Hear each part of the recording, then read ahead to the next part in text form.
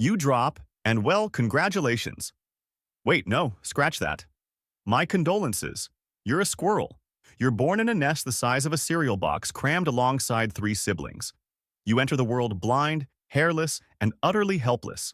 You're a pink jelly bean with a tail that's basically a built-in scarf. Your mom's nest is cozy, sure, but it's also a ticking time bomb. One wrong move, and you're tumbling out of the tree because gravity doesn't care that you're adorable. You're one of four siblings, and let's be real. You're all competing for the same resources. It's like Survivor Treehouse Edition. The strongest get the most milk, and the weakest? Well, let's just say nature isn't exactly a fan of participation trophies. For the first few weeks, your mom is your everything. Food, warmth, protection. Dad is nowhere to be found. He got mom pregnant and disappeared. He probably doesn't know he's the one responsible. Well, back to mom. She's responsible for you and your siblings, only leaving you guys alone for short periods in search of food. She doesn't go too far, though, because she has to keep her babies warm and fend off predators who see you guys as an easy snack. By the time your eyes open and your fur starts to grow, your mom is ready to put you through the most intense boot camp of your life. You are tiny, you're fluffy, and if we are being honest, you are cute. But mom knows one thing. The jungle don't care about cuteness. You are wondering who would want to harm such a cutie like you. Well, snakes, owls, hawks, and even rats are more than willing to munch on your sumptuous body. One day, while mom's out foraging, you become a little curious, so you wriggle too close to the edge of the nest. A gust of wind hits, and suddenly you're airborne. You crash land in a pile of leaves, unharmed but terrified. That's when you hear it, a low, rumbling sound, and then a cat comes out of the bushes, eyes glowing like lasers. You can tell that the cat is not here for a friendly chat. You lie helplessly, your tiny brain screaming, "Mom said to play dead!"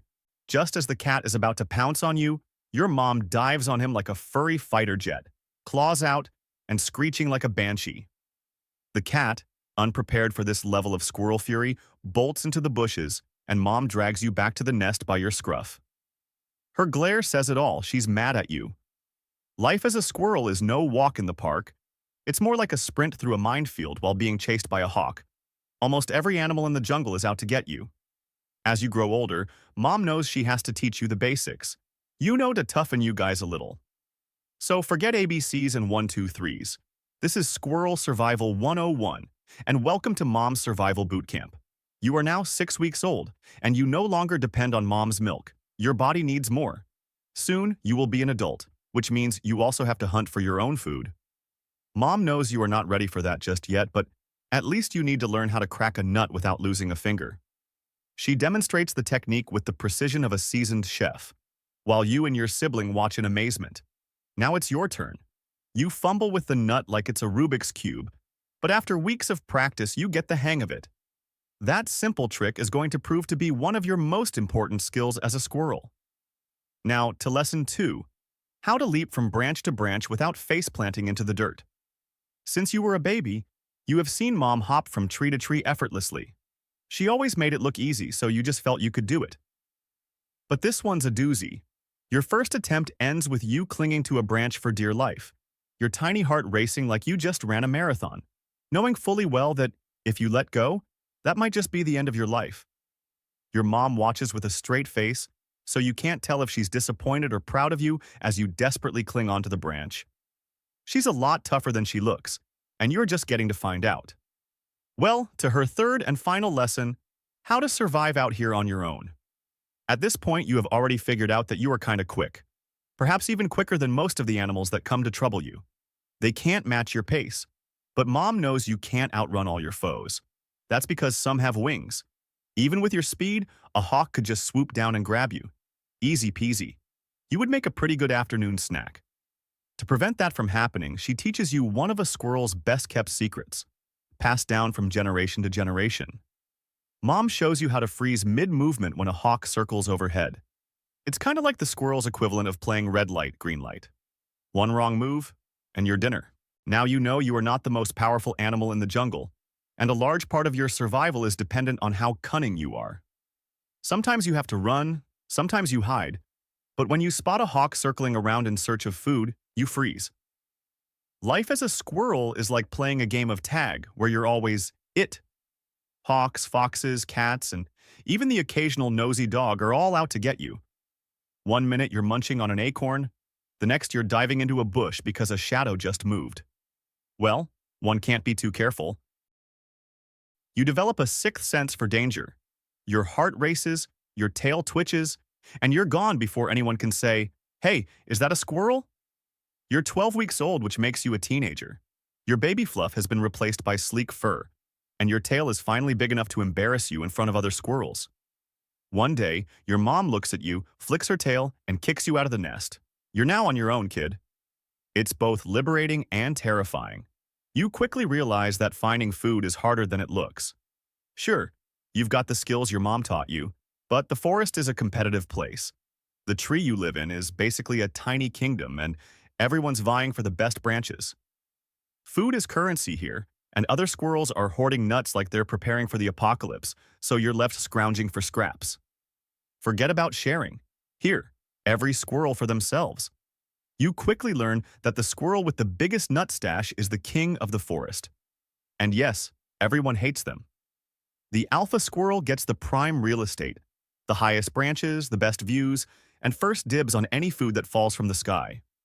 Meanwhile, you're stuck on the lower branches, dodging falling acorns and trying not to get noticed.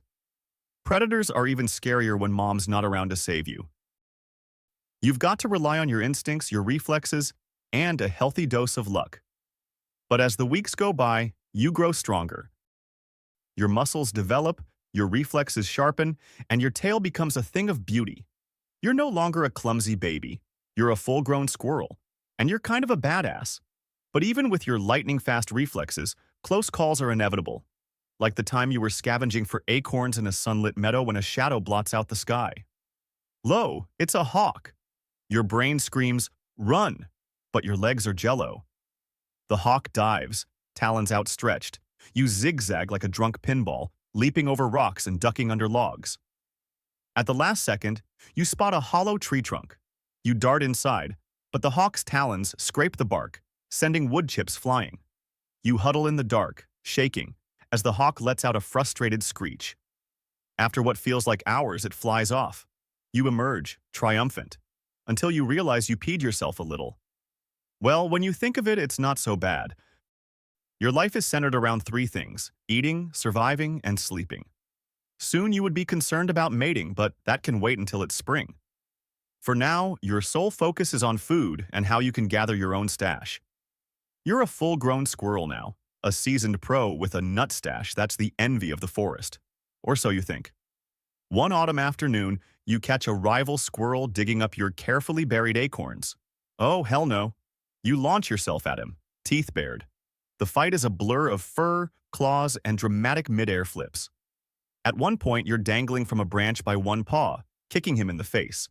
He retaliates by stealing more of your acorns and booking it up a pine tree. You chase him, leaping between branches until he drops the acorn and flees. You come out victorious, but you'll be finding pine needles in your fur for weeks. Spring rolls around and suddenly, the forest is a full-blown squirrel soap opera. You have spent all winter hoarding acorns, dodging hawks, and getting ready for this exact moment. Now, it's mating season, and even though you are not sure what to do, you are ready to put your skills to the test. The problem? The ladies aren't making it easy.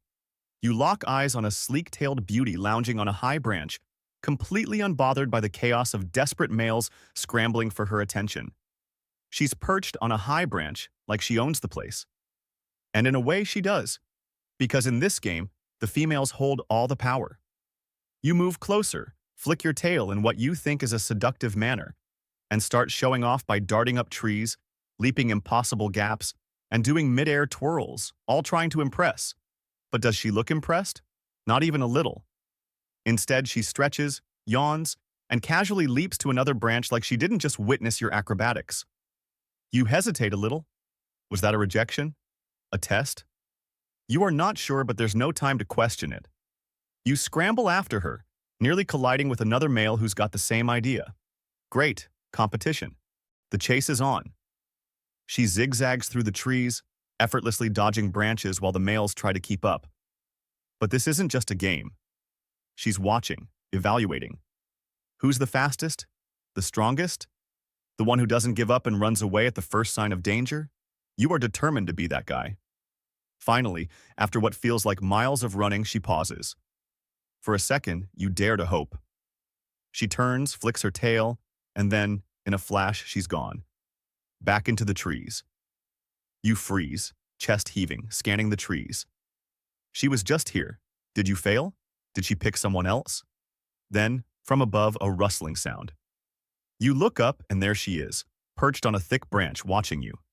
Not the others, just you. She flicks her tail, and this time, it's not a dismissal. It's an invitation. You climb up slowly, not too eager. Gotta play it cool, right? She lets you get close but keeps that mischievous glint in her eye, like she's still making you work for it. A final test. You approach, careful and confident, and when she doesn't dart away, you know you did it. The chase is over. You've proven yourself. Once the deed is done, it's back to business as usual. Romance? What's that? You've got nuts to collect and predators to avoid. Years pass, and you are now a little older than 5 years old. Your once fluffy tail is now a little scraggly, your reflexes aren't as sharp, and the young squirrels zoom past you like they've got something to prove. You've survived predators, harsh winters, and the occasional nut shortage. You've climbed trees, dodged hawks, and even fathered a few babies of your own, none of whom remember your face just like you forgot your dad's. You've outlived rival squirrels, outsmarted traps, and perfected the art of stealing bird food without getting caught. But time catches up with everyone, even the fiercest little warriors. One crisp autumn day, you're sunbathing on a high branch, soaking in the last warmth before winter locks the world in ice. No chasing, no scrambling, no proving yourself, just the quiet hum of the forest around you. Then, below, a rustle. A fox slinks into the clearing, eyes locked onto you. You've seen this before. You know the drill. Run, climb higher, maybe even throw a well-aimed pine cone. But your back aches and your joints are sore. Plus, you've had a good run. Maybe it's time to stop dodging. You flick your tail and, for a moment, just stare back at the fox, challenging it. Then, it pounces. You're ready. You leap off the branch, barely escaping its snapping jaws, twisting midair with a burst of adrenaline. The fox's teeth graze your tail as you fling yourself onto the next branch, your heart racing. You're wounded, your movement slow, but you refuse to give in. You scamper up, putting distance between you and the predator, just long enough to catch your breath. But the fox is relentless. You dodge once more, pushing yourself higher, the world spinning with the effort. It leaps at you, mouth wide, a blur of fur and fangs. You twist, barely out of its reach, claws scraping against your side. You land with a thud, off balance, but you keep moving, heart pounding. You don't want to, but you feel it, the exhaustion creeping in. The fox isn't giving up. Neither are you. But in the end, it's just too fast while you are slower than you've ever been. This time, the fox doesn't hesitate. With a final roar, the fox leaps, and just like that, the forest claims you back.